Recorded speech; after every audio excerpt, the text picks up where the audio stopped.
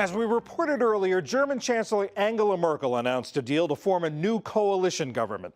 In the last election, she lost seats in parliament to the right-wing Alternative for Germany Party, or AfD. A big issue was her decision to open the borders to more than 1 million migrants and refugees in 2015. Now, with AfD, the main opposition party, Merkel is facing demands to step up deportations of young male migrants. As special correspondent Malcolm Brabant reports, that follows a finding that they are largely responsible for an increase of violent crime in Germany.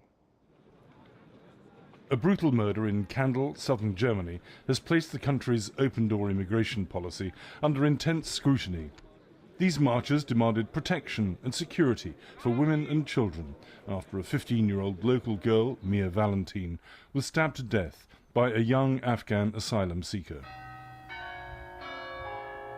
Her alleged killer claimed to be 15, but there are suggestions that he was older, exploiting a system which forbids the deportation of minors. Lawyer Martina Burswald. I'm mother of 3 children, and we are here together to protest against the aggressivity of people who are grabbing our children and who are bringing fear in our country. We want to live in peace, and this is the fault of Angela Merkel. The demonstration in Kandel was nominally organised by a women's alliance, but the anti-immigrant AfD, or Alternative for Germany party, was well represented. Miriam Kerner is a former AfD councillor. Since Germany has been pursuing the policy of open borders, that is illegal, against our constitution, against our law and order. We have massive problems as we do not know who comes into this country. We are not in control. We have lost control. We do not know what identity, what people are coming here. This is a place that has traditionally been tolerant, it has welcomed refugees, but what they're saying is that if murder can happen in a small town like Kandel, it can happen anywhere else in Germany. The marchers chanted that Merkel must go, along with other slogans decrying Germany's multiculturalism. In Kandel's main square, they were confronted by anti-racism advocates who accused them of purveying Nazi propaganda. The girl has been killed, and that's all. She isn't killed because she is German and then someone is a foreigner. She's just been killed. And you mustn't make demonstration here against foreigners. Naturally, one has to do something against crime, yes. But here it is not about the crime anymore. Here it is about simply vilifying people that come here seeking help. They want to get rid of them. But a new government-sponsored crime study has generated more gloom for supporters of Germany's liberal migration policy.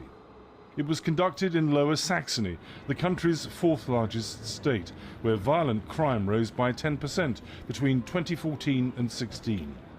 The impact can be seen at Hanover's main station, where large squads of police are on duty.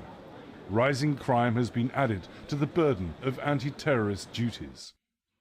According to the study's author, Christian Pfeiffer, 92% of the violent crime increase is attributed to young male migrants, especially those from North Africa. The social opportunities of refugees from war to be able to stay in Germany are very good. They were told, no wrong movements, no crimes, and you have a good chance of being able to remain.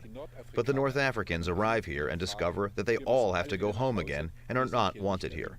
And so they become frustrated and react aggressively. But Pfeiffer adds the proviso that a foreigner has a 44% chance of being reported for a sex offence, whereas for a German, the figure drops to 18%. The visibility of violent crime of refugees is way higher than the visibility of German offenders, which has contributed to the storm about this survey. Despite fears about crime, political analyst Raphael Basson believes most Germans support immigration. There is still a very substantial majority of people who haven't become terrified. However, yes, the political pressure with the right-wing populists is growing, and they use social media very, very sophisticated to take isolated incidents and really push them. A case in point is the town of Cottbus near the Polish border, where there was a protest this weekend against what's perceived as rising knife crime by Syrian refugees. The town has stopped accepting any more migrants because of growing anxiety. But there was also a large pro-refugee rally. Among the protesters, Mohammed Al-Kodo. We are sorry that 2 of our countrymen created problems with knives. Of course that is not good. We are here because we want all Germans to know that not all foreigners are the same. Back in Hanover, Kurdish protesters labelled Turkey's President Erdogan a terrorist after he launched military raids into the Kurdish region of northern Syria.